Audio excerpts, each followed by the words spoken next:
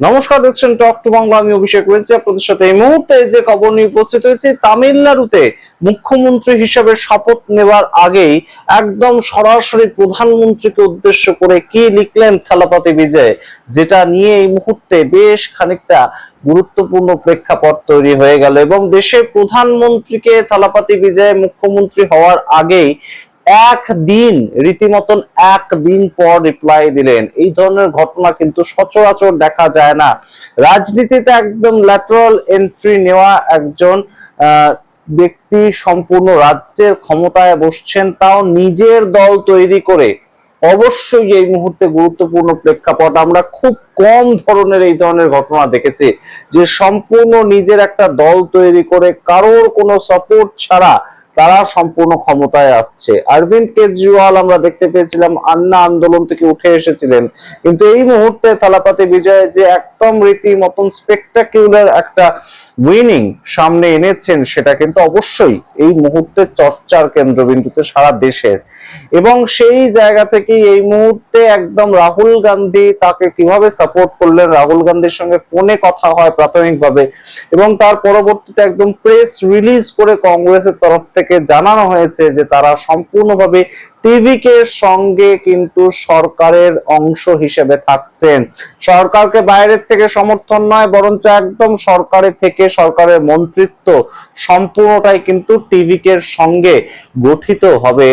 কংগ্রেস তাতে সাহায্য করবে। তামিলনাড়ুর ক্ষেত্রে একটা নতুন দিনের সূচনা, এবং অবশ্যই সরাসরি 8ই মে কিন্তু থালাপতি বিজয় মুখ্যমন্ত্রী হিসেবে শপথ গ্রহণ করতে পারেন, তেমন খবর উঠে আসছে। কিন্তু কিভাবে দেশের প্রধানমন্ত্রীকে একদম জবাব দিলেন এবং কিভাবে সম্পূর্ণ তামিলনাড়ুর রাজনীতিতে একটা নতুন চমক, সমস্তটা আপনাদের সামনে ব্যাখ্যা করবো। তার আগে অবশ্যই টক টু বাংলা ইউটিউব চ্যানেলটিকে সাবস্ক্রাইব করুন, এই ভিডিও দেখুন শেষ অবধি স্কিপ না করে। আপনাদেরকে এই মুহূর্তে জানাই, থালাপতি বিজয় টিভিকে নামের এক পার্টি তৈরি করেন 2024 সালে, এবং 2024 সালে পার্টি তৈরি করার পর রীতিমতন তিনি ডিএমকে সরকারের বিরুদ্ধে দাঁড়িয়ে এই পার্টি তৈরি করেন। কোনো মতেই তিনি এআইডিএমকে সঙ্গেও যাননি, বিজেপির সঙ্গেও যায়নি, এবং সম্পূর্ণ যে সেই জোট তাতেও পা দেননি।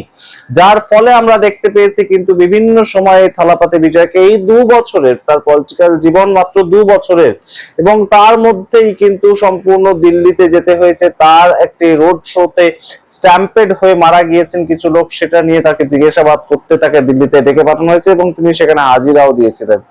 তো এই সামগ্রিক ঘটনা সমস্তটা পেরিয়ে এসে একটা অদ্ভুত রেজাল্ট তামিলনাড়ু থেকে যখন বেরিয়ে এলো, আমরা দেখতে পেলাম এআইডিএমকে এবং ডিএমকে এর যে একটা দ্বৈরথ, তাদের একটা মেরুকরণের রাজনীতি, সেটাকে ছাড়িয়ে থালাপতি বিজয় উঠে এলেন।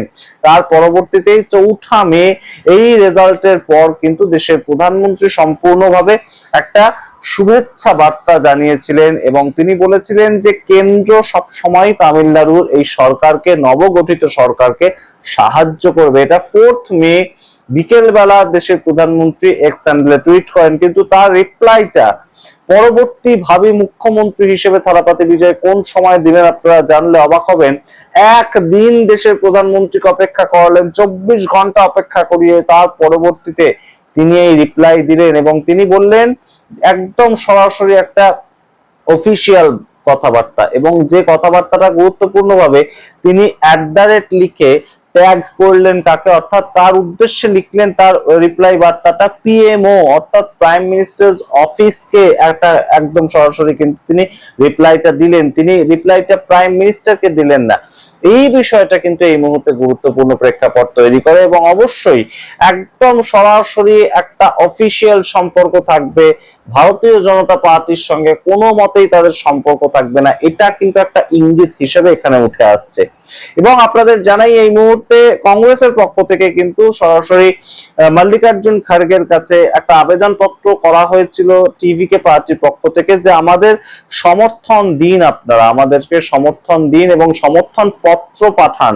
সমর্থন পত্র না পেলে তো কোনোভাবেই অফিসিয়ালি সেটাকে রাজ্যপালের কাছে সাবমিট করা যাবে না, এবং রাজ্যপালের কাছে সাবমিট ততক্ষণ না পর্যন্ত টিভিকে করতে পারবে যতক্ষণ না পর্যন্ত সামগ্রিকভাবে তারা 118 যে ম্যাজিক ফিগার সেখানে পৌঁছাতে পারছে। আপনাদের আগেই জানিয়েছিলাম যে টিভিকে পেয়েছে 108টা সিট, আইএনসি অর্থাৎ ইন্ডিয়ান ন্যাশনাল কংগ্রেস তারা পেয়েছে 5খানা সিট, আইইউএমএল তারা পেয়েছে 2টো, CPI communist party of India তারা পেয়েছে 2টো সিট।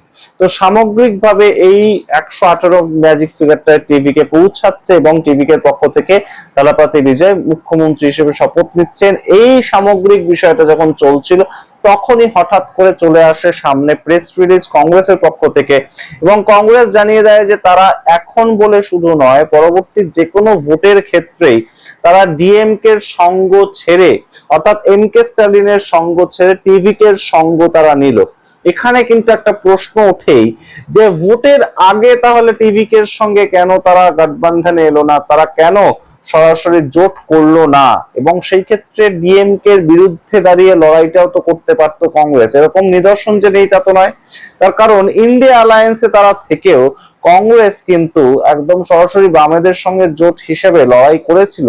আমরা দেখতে পেয়েছিলাম 2024-এর যে লোকসভা নির্বাচন পশ্চিমবঙ্গে, সেখানে কিন্তু এই ছবি ধরা পড়েছিল, অর্থাৎ উত্তর কলকাতায় বামেদের হয়ে একদম ভোটে যিনি দাঁড়িয়েছিলেন তিনি কিন্তু প্রদীপ ভট্টাচার্য, তিনি কংগ্রেসের পক্ষ থেকে দাঁড়িয়েছিলেন, তার হয়ে বিমান বসু কিন্তু প্রচারেও গিয়েছিলেন। তো এই নিদর্শন খুব একটা কিন্তু অবাক নয় যে রাজ্যের সরকারের সঙ্গে আমি যদি ইন্ডিয়া অ্যালায়েন্সে থাকি অর্থাৎ তৃণমূল কংগ্রেসের সঙ্গে যেমন ছিল, তাহলে সেক্ষেত্রে রাজ্যের সরকারের আমি বিরোধিতা করতে পারবো না। আর যদি বিরোধিতা একদম সরাসরি ভোটের পরবর্তী সময় আমি করতে পারি, তাহলে সেই বিরোধিতার মধ্যে আমি টিভিকে কেউ জড়ালাম না কেন, এই প্রশ্ন এই মুহূর্তে ওঠে। অর্থাৎ কংগ্রেসের দূরদর্শিতার অভাব সেটা কিন্তু কোথাও গিয়ে একটা সরাসরি প্রকাশিত হচ্ছে, এবং এই মুহূর্তে কংগ্রেসকে যেহেতু একদম টিভিকে তাদের পক্ষ থেকে ডেকেছে, মোরালি তারা তো কোনোভাবেই এআইডিএমকে এর কাছে যাবে না, বিজেপির কাছে যাবে না, এবং ডিএমকে তো সরকার চালাচ্ছিল, তাদের বিরুদ্ধে দাঁড়িয়ে যখন এই পার্টি তৈরি হয়েছে, তাদের সংগঠন তৈরি হয়েছে, তাদের কাছে তো যাবেই না। তো সেই ক্ষেত্রে কংগ্রেসের কাছে তারা গিয়েছে। তো কংগ্রেস কিভাবে এই মুহূর্তে সরাসরি একদম ডিএমকে কে ছেড়ে দিয়ে চলে এলো, এবং ডিএমকে এর পক্ষ থেকেও কিন্তু একজন গুরুত্বপূর্ণ নেতা তিনি বলছেন কংগ্রেস এই মুহূর্তে সুযোগ বুঝে সম্পূর্ণভাবে চলে গেল যে আমাদের জোট ছেড়ে। সেই ক্ষেত্রে একটা প্রশ্ন আমাদের তরফ থেকে থাকে, কংগ্রেসের যে 5টা আসন তারা পেয়েছে সেই ক্ষেত্রে সম্পূর্ণটাই কি তারা তাদের নিজেদের জোরে পেয়েছে, তারা যে এই জোট ছেড়ে চলে গেল? এই প্রশ্ন উঠতে বাধ্য, তার কারণ ডিএমকে এর এই যে 5টা আসন এমএলএ আসন, সেই ক্ষেত্রে ডিএমকে এর যারা ভোটার তারা তো জোট সঙ্গী হিসেবে কংগ্রেসকে সেখানে জিতিয়েছে বা কংগ্রেসকে সেখানে ভোট দিয়েছে, এবং ভোট পেয়েছিল বলেই তো সেখানে কংগ্রেসের যারা প্রার্থী তারা জিতেছে। সুতরাং জোট যদি ভোটের আগে হয়ে থাকে, তাহলে সেই জোট ভোটের পরে রেজাল্ট বেরোনোর পর ছেড়ে যদি কংগ্রেসের মতন একটা জাতীয় দল চলে যায়, তাহলে তো অবশ্যই এই মুহূর্তে এই প্রশ্নগুলো উঠবেই। এবং মানিক্কাম টেগর তিনি তামিলনাড়ুর কংগ্রেসের নেতা এবং একদম লোকসভার সাংসদ, আপনারা জানেন কয়েকদিন আগে সাসপেন্ডেড হয়েছিলেন। তো মানিক্কাম টেগর এই মুহূর্তে কিন্তু সম্পূর্ণ বিষয়টাকে দেখভাল করছেন, এবং তিনি এই যে জোট সেটাকে স্বাগত জানিয়েছেন। তিনি জানিয়েছেন যে আমাদের যে 5জন এমএলএ যাচ্ছে তাদের মধ্যে থেকে 2জন মন্ত্রী পর্যন্ত হবেন, অর্থাৎ এই শর্তে কংগ্রেস সরাসরি এতে যুক্ত হয়েছেন, এবং কংগ্রেসের এই মুহূর্তে যে যুক্ত হওয়ার প্রেক্ষিতে এবং সরকারের অংশীদারিত্বে একদম সরাসরি ভাগ বসানোটা, সেটাকে নিয়ে কিন্তু একটা রীতিমতন এই মুহূর্তে চর্চা শুরু হয়েছে তামিলনাড়ুতে, এবং রেজাল্টের পরবর্তী সময়ে জোট ভেঙে চলে আসা সেটাকে কিন্তু ডিএমকে খুব একটা ভালোভাবে নেয়নি, এবং ডিএমকে এই মুহূর্তে তাদের সমর্থনটা আর ইন্ডিয়া অ্যালায়েন্সের সঙ্গে রাখবে কিনা শেষ পর্যন্ত, এটাও কিন্তু একটা বড়সড় প্রশ্ন হিসেবে দেখা দিচ্ছে। আপনার সামগ্রিক রিপোর্টের ভিত্তিতে কি মনে করেন অবশ্যই কমেন্ট বক্সে কমেন্ট করুন। তবে অবশ্যই কংগ্রেসের দূরদর্শিতার অভাব যে একদম রাজনীতির ক্ষেত্রে প্রতি পদক্ষেপে তারা দেখতে পাচ্ছে, সেটা কিন্তু এই মুহূর্তে আরো একবার প্রতিষ্ঠিত হলো। আপনারা সামগ্রিক প্রেক্ষিতে কি মনে করেন, আপনাদের মতামত দেখার অপেক্ষায় রইলাম। অবশ্যই কমেন্ট বক্সে কমেন্ট করবেন। দেখতে থাকুন টক টু বাংলা, অবশ্যই টক টু বাংলা চ্যানেলটিকে সাবস্ক্রাইব করে দিন। ধন্যবাদ।